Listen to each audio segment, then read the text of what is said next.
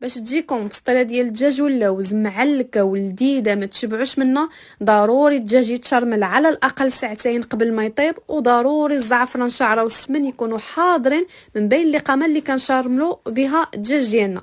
ملي كيطيب الدجاج وكنفتتوه كنزيدوا معاه شويه من ديك الدغميره ديال البصله باش ما كيجيش ناشف في الماكله ديالو. وبالنسبه للطبقه ديال اللوز حتى هي كنفزقوها بشويه ديال المريقه ديال الدجاج، عاد كنزيدوا لها شويه ديال الزهر، شويه ديال القرفاص، سكر كلاصي باش كيجي داك اللوز بنين في الماكله ديالو. وبالنسبه للطلماط ديال الورقه ديال البسطيله ولا البسطيله فضروري كندهنوا بالبيض اللي كنخلطوه مع شويه ديال الزهر باش الورقه ديال البسطيله كتبقى ثابته في الديكوراسيون اللي عملته، يعني اي شكل عملته كيبقى ثابت بداك البيض اللي كنلمطو به.